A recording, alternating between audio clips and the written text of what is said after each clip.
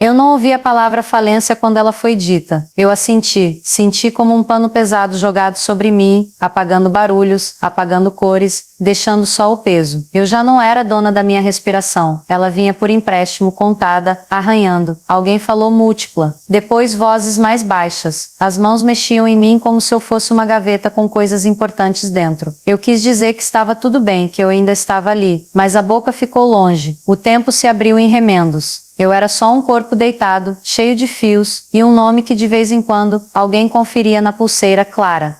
Eu cheguei ao hospital 4 dias antes, com febre que quebrava a espinha, vômitos secos, tontura, a sensação de que meu próprio corpo tinha virado um lugar estranho. Na triagem disseram que parecia infecção. Começaram antibiótico. Eu ainda conversava. Ainda conseguia brincar com minha filha, isso é para eu ter atestado e fugir do serviço. Ela riu, mas o riso dela tinha medo dentro. A noite piorou. O mundo começou a ficar oblíquo. Meus rins não deram conta. O fígado acusou. O pulmão chiou, a pressão despencou. E foi aí que a palavra veio: falência múltipla de órgãos. Eu virei um tipo de quebra-cabeça que a equipe tentaria montar correndo contra um relógio que não aceitava negociação.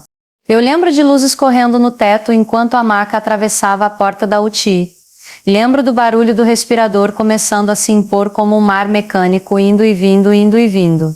Lembro do toque frio na minha testa e de uma voz feminina dizendo: a gente vai cuidar de você. Depois o grande poço. Não era um túnel, era um poço. Eu caía devagar, às vezes mais rápido, e quando batesse no fundo, eu não sabia o que tinha. A consciência se tornava uma lâmina estreita. Eu escutava pedaços de frases, ureia subindo, pressão muito baixa, resposta inflamatória exagerada. Eu me tornei uma coleção de números, e os números não gostavam de mim. Minha filha tem 12 anos e um jeito de falar que lembra quando eu era menina. Ela aprendeu cedo a ser prática porque a vida às vezes não espera a gente virar adulta para cobrar boleto. Mas naquele dia ela não foi prática, ela foi inteira. Quando disseram que a visita era restrita, que a UTI não aceitava criança, ela sentou no chão do corredor e chorou em silêncio. Minha irmã contou depois que ela enxugou o rosto com a barra da blusa e disse: pelo menos deixa eu encostar na minha mãe um minutinho. A técnica, com olhos cansados, fez um cálculo de humanidade e disse 1 minuto.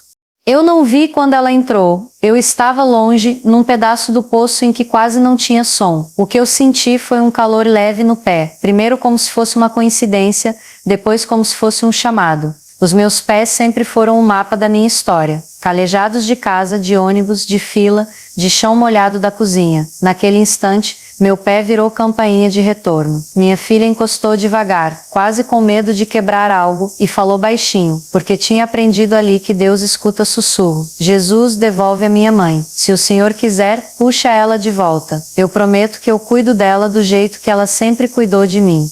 Eu não escutei cada palavra, mas escutei a intenção delas. Ela não fez discurso. Ela chamou meu nome como quem chama alguém que ainda não atravessou a rua e pode voltar. E algo, de um lugar que eu não sei apontar com o dedo, puxou a corda que me prendia. A queda diminuiu. O ar que era duro amoleceu. O mar mecânico do respirador e a oração da minha filha fizeram o mesmo movimento por alguns segundos, como se o som do hospital tivesse entrado no compasso da fé de uma criança. O monitor mudou o tom. A enfermeira levantou os olhos. O médico, que estava no posto, entrou apressado, olhou para a tela, olhou para mim, olhou para o pé. Quem é? Ele perguntou à técnica. A filha, ela disse, deixa, ele falou. E a palavra dele foi uma autorização que parecia mais do que regra, parecia bênção sem ele saber. Eu senti vontade de levantar a mão, mas não pude. Senti vontade de dizer eu te ouvi, mas não consegui. O que eu tive força para fazer foi não ir embora. E isso naquela hora era tudo. O poço começou a receber luz pelas frestas. Não um clarão de cinema, uma luz normal de manhã entrando por cima do muro. O meu corpo, tão cansado de lutar, aceitou ajuda. A pressão que fugia parou de correr. O rim, que parecia criança amuada, decidiu trabalhar com a equipe. O fígado, que fazia greve, desdobrou o cartaz. Meus números cederam milímetros. Às vezes, milímetros são quilômetros quando a gente está no limite. Minha filha manteve a mão no meu pé. A técnica se aproximou para tirá-la com delicadeza, porque o minuto tinha virado muitos, mas meu médico encostou o dedo no ar pedindo mais um pouco. Ele era cético com muitas coisas, mas ele era humano antes de ser cético. Ele não sabia explicar tudo. E naquele momento ele decidiu não atrapalhar o que não precisava de explicação. Minha filha então orou de novo, do jeito mais simples que alguém pode orar. Mãe, volta para mim. Deus segura a mão dela. Eu estou segurando o pé. Eu juro que senti uma risada subir do fundo do poço. Uma risada pequena, de quem reconhece o amor quando ele encosta. A partir dali eu não dormi mais como quem cai. Eu dormi como quem descansa. E entre um descanso e outro, as notícias começaram a mudar de tom. A febre que insistia em 39 dobrou os joelhos. O antibiótico pareceu encontrar o endereço certo. A noradrenalina, que tentava me manter em pé por aparelhos, pôde ser reduzida. E em um horário que está escrito no prontuário e no coração da minha família, eu respirei sem brigar com a máquina. Ninguém gritou milagre na UTI. Eles não gritam, eles registram. Mas eu ouvi alguém dizer impressionante. E ouvi minha irmã lá fora, ao telefone com a minha mãe, falando entre soluços. A menina encostou e orou. Foi depois disso. Foi depois disso. Eu acordei com fome de água. A língua parecia um papel. O teto estava mais perto. A voz da enfermeira veio limpa. Clara, você me escuta? Pisca para mim. Eu pisquei e ela sorriu porque na UTI piscadas ganham o tamanho de bandeiras. Eu tentei mexer o pé e a primeira coisa que senti foi falta da mão da minha filha. A técnica percebeu o movimento e disse: ela está lá fora te esperando. Mais tarde você vê. Eu chorei por dentro e por fora. Chorei porque estava viva, porque uma mão pequena tinha segurado o lado extremo do meu corpo e puxado a minha alma pelo calcanhar, como quem puxa uma criancinha pela ponta do lençol. Os dias seguintes foram uma reconstrução paciente. Eu precisei aprender a sentar, a respirar sem ajuda, a aceitar remédios que queimavam como fogo e salvavam como água. A equipe me ensinou a usar o corpo como se fosse novo. Às vezes eu via de relance a sombra da menina no vidro da UTI. Ela encostava a testa e ficava.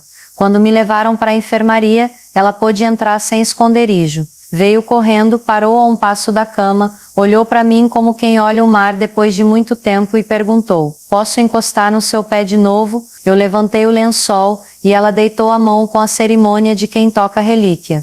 Foi por aqui que Deus me deixou falar com você, ela disse. E eu respondi, com a voz quebrada, foi por aqui que eu entendi que eu ainda tinha caminho.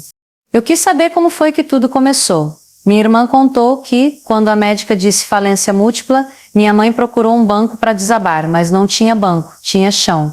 Ela sentou no chão do corredor, abraçou a bolsa de pano e começou a orar. Não era oração de quem tem respostas, era oração de quem tem fome. Minha filha sentou do lado e aprendeu que chorar também é uma forma de falar. Elas ficaram ali até que a técnica teve coragem de enfrentarem a regra e lhes deu um minuto. Foi o minuto que virou história.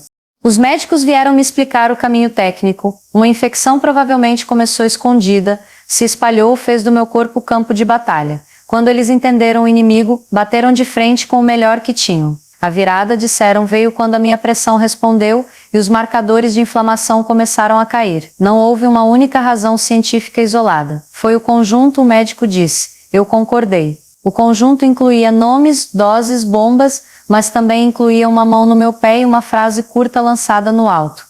Minha filha me perguntou se eu tinha escutado as palavras. Eu disse eu ouvi o sentido delas. Expliquei que lá no fundo eu escutei uma frase que parecia mais antiga do que a nossa vida, volta. Perguntei de onde ela tirou coragem. Ela respondeu do jeito das crianças que já entenderam a vida cedo demais. Eu não tinha coragem, eu tinha saudade. A coragem veio depois quando eu vi você respirar mais forte. Eu abracei aquela menina e senti o peso leve do destino nas costas dela. Prometi a mim mesma que eu não faria da fé dela uma obrigação, que eu não transformaria a mão dela em chave que abre portas para todo mundo. Aquela mão tocou o meu pé. Aquela oração foi para mim. O resto é mistério de Deus e caminho de cada um.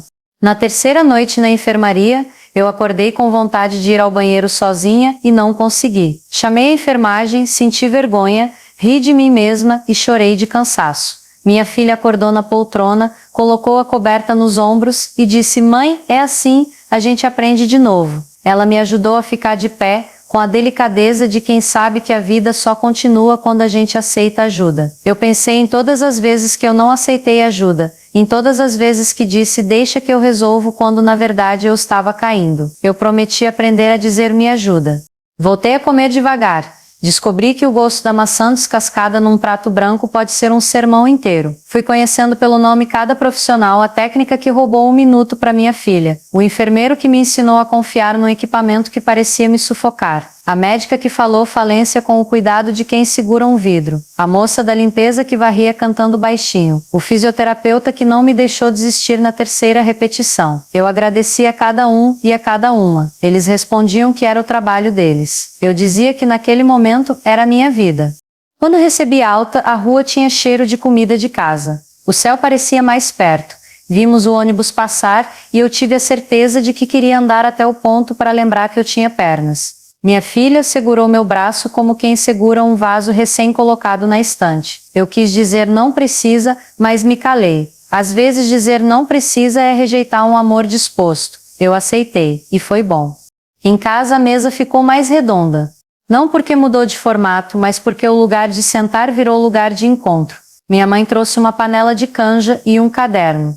No caderno havia uma lista que ela chamou de coisas para agradecer. Na lista estava escrito: a técnica que desobedeceu um pouco, o médico que entendeu, o respirador que virou mar, a mão no pé, a febre que cansou de mim, o antibiótico que achou o endereço, a coragem que veio da saudade, o pão que a vizinha mandou. Eu ri das anotações, mas cada item tinha peso. A gratidão, eu aprendi, é um inventário que impede a gente de esquecer o que sustenta o dia.